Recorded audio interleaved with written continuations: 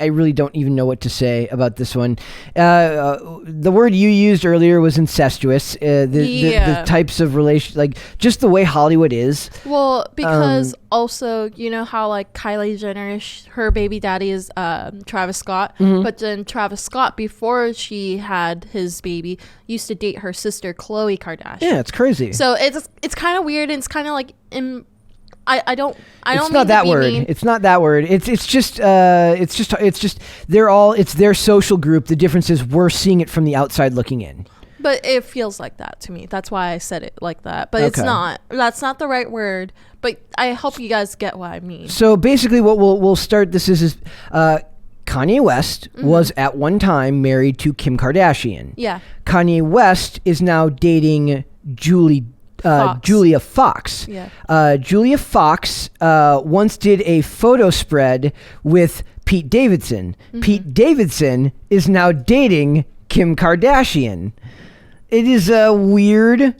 It probably feels weirder than it is. It's just the fact that their social lives are part of their brands and careers. So it's all kind of interconnected. It just seems weirder to us. But the same thing kind of happens here when you really think about when people watch the vlog channel. People get like when people watch the Cast Castle vlog channel, they get like a 30-second snippet of your life that's captured on camera while you're working or around a house where you work or around an office where you work.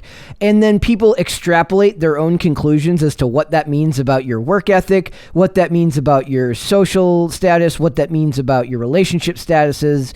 And people do that based on a heavily edited, heavily curated type of imagery that it really has no actual bearing on real life. When you really think about it, it is really just their lives are in a lot of ways entertainment for us. And I kind of hate the fact that I can't help but look now. Like, I made it to the age of 35 never really caring about this stuff until I started seeing these articles when I was looking for other stuff. And it's like that joke about like people who like, oh, reality TV's awful, and then they put on one episode and then the timeline shifts and it's like the next morning and they've watched like the entire series of like a reality show because it's addictive. It's just like trash TV that you can lose your mind into. But there's a lot of like work that goes into making that. That's the thing. It's not trash TV. It's just lowest common denominator as far as like trash. But when I think of trash, I think of like the production quality. The production value is fantastic on it. Our friend Nick loves the show Selling Sunset, and it's shot beautifully. I wanted to talk about like a few weeks ago. I sent you an article. One of the two main, let's call them characters. They're characters, man. Okay. Like before you I watched I was because I still follow some of professional wrestling. There's a show called Divas, like it was like a WWE reality TV show about the women from the WWE, and they're like, she's like, yeah, it's 98% scripted and 2% real. So that's what it is. It's like, it is what it is it's a testament to how good editing can be.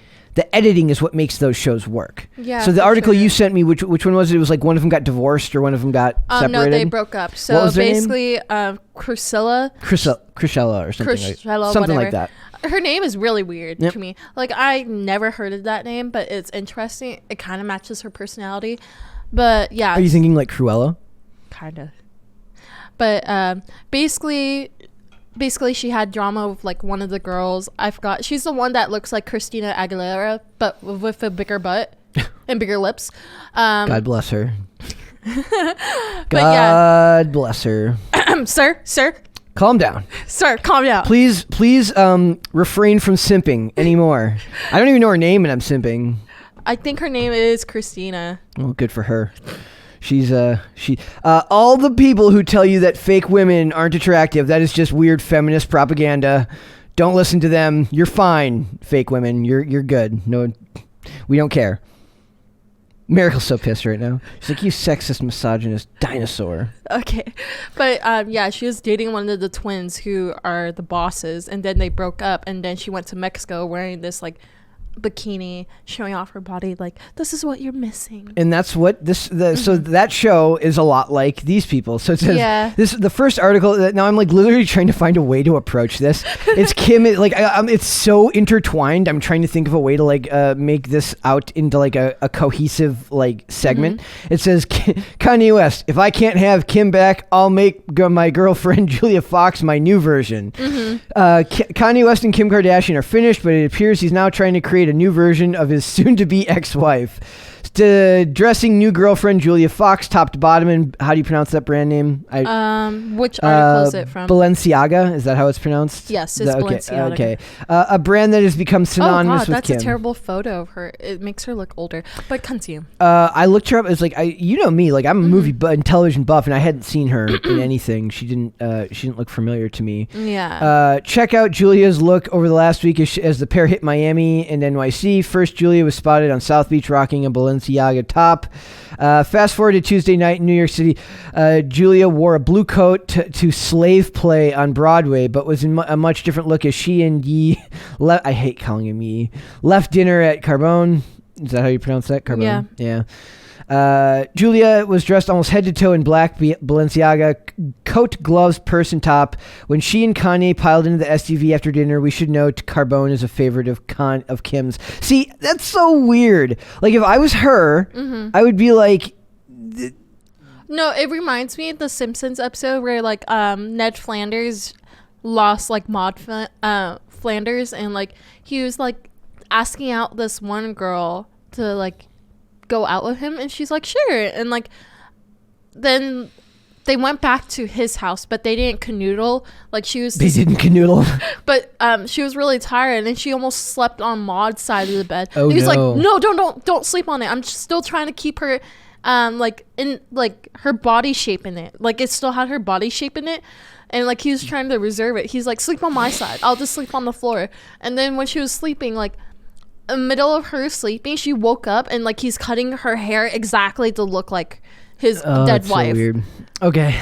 It's kind of like that where like Kim is not dead. I'm not saying she's dead, but like it feels like that. Yeah, but he's trying to make his new girlfriend look like her, because his new girlfriend, I was looking at the Barbie photos, like she has a big butt too. Like I think she did some stuff on her butt. So, that's fine. Like I said, feminist propaganda to say that you shouldn't do that. Well, I never said you don't. Like for me, I have it naturally, so I don't know how it feels. There's it's funny you mentioned the Simpsons episode. The first thing it made me think of, there's an episode of the show Dollhouse. That's on Netflix. Yes, right? In the show Dollhouse, the characters they can have their brains wiped and then have new personalities imprinted on them. And there's an episode where a character played by Patton Oswalt, his wife is dead, and he's had but her brain scan, her personality, her consciousness has been uploaded to a computer, and once a year on her birthday,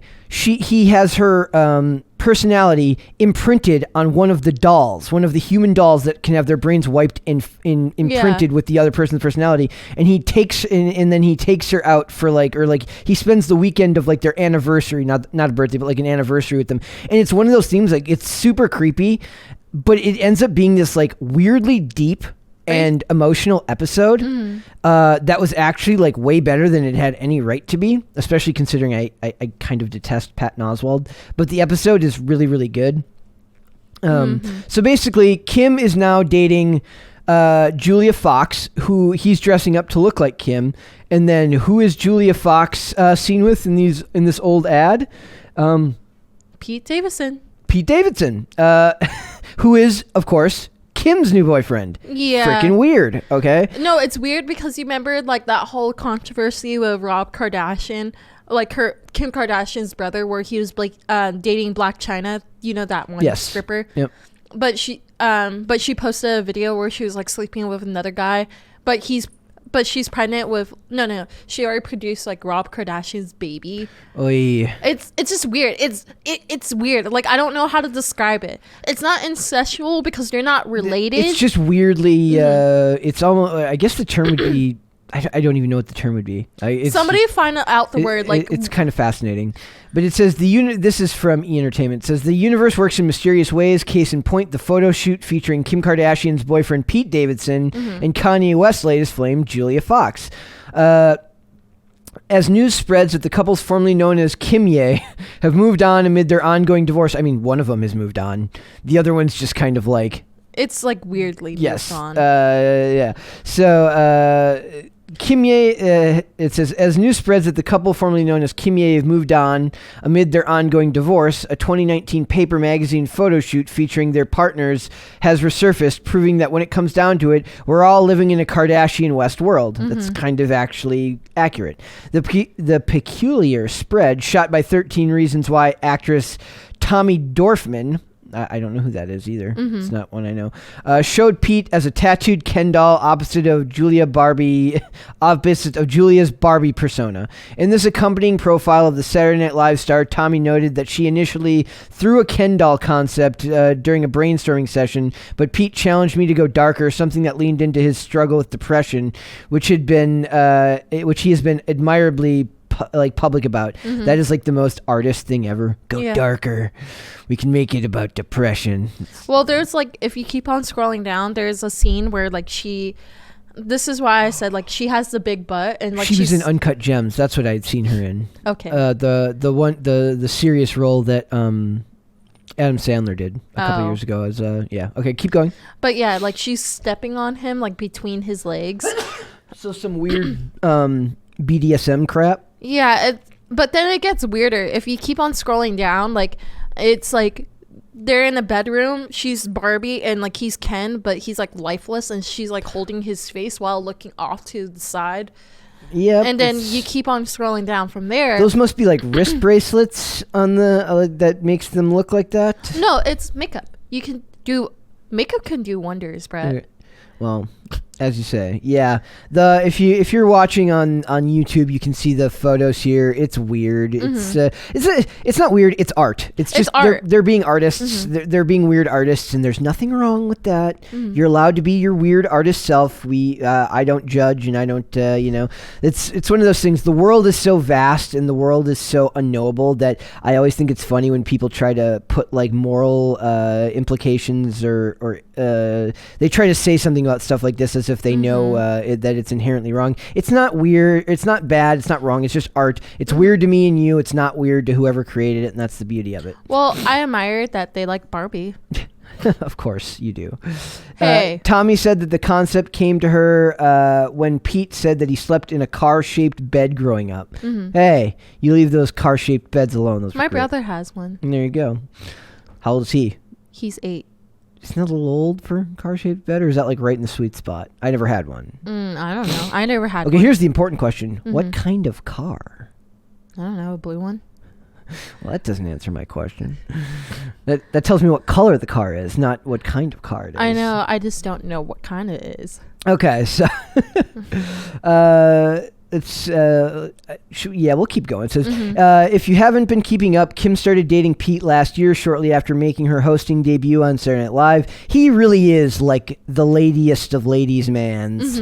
Good for him. Yeah. Ever since E! News confirmed their relationship in November, the two have been spending more time together, both in Los Angeles, where Kim resides, and Pete's native New York. Though Ye previously made a public plea for the Keeping Up with the Kardashians alum to run right back to him, that was like in a live performance. He sparked romance rumors with Julia after they were spotted having dinner in Miami on New Year's Day. The two continued fuel dating speculations. I think they mean to say the two continued to fuel dating expectations a few days later when they attend a showing of Broadway's Slave Play, with a source telling E! News that the pair went back to the same hotel at the end of the night. Could this be the Cosmos playing Cupid? Only time will tell. But then there's this other one. We'll just do this one quickly. Kim Kardashian reportedly unfollows Miley Cyrus on Instagram following New Year's Eve special with Pete Davidson. Yep. So that one's weird because Miley Cyrus and Pete Davidson had been close because after it wasn't a Saturday Night Live performance, but it was like they did like a late night show together. And it says Kim Kardashian has seemingly unfollowed Miley Cyrus from Instagram following the singer's New Year's Eve special with Pete Davidson. Maybe she thought that wardrobe malfunction was on purpose or something. Some people are saying it might be on purpose because like Miley, like nobody's talking about her, so she's trying to like spruce up. Yep. Well, plus, like they said that Kim didn't follow Miley until the beginning of December or something like that. I read, so it was probably just done in promotion for the special or something like that. So, yeah.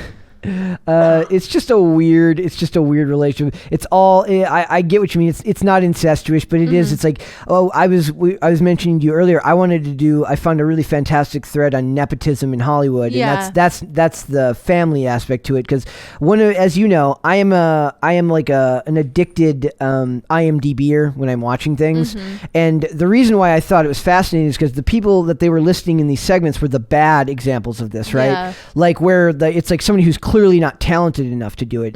But where I usually tend to find it, I'm only looking people up if they're interesting or if they're doing if they're acting well. So I tend to be surprised by how many people are connected that are all actually pretty talented actors, actresses, producers. So it's just it's one of those things. It's that industry.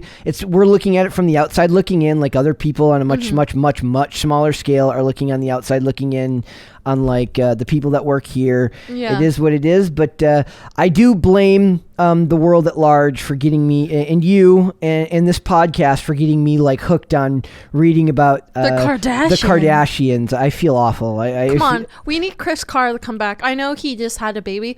Again, congratulations on the new baby, but we need a new Kim Kardashian consultant. Yes, we do. Because he watches it like religiously. Which is hilarious considering he's like an intellectual. He's like the smartest guy you'll ever meet, and he's like, but I love the Kardashian. I can't even do his southern accent, his light southern accent, but just say love a lot. Okay, I'm not going to do that. You can do that. Okay, love. There you go. Thanks for watching this clip, guys. If you want to see full episodes or follow us on social media, links are in the description below. Bye.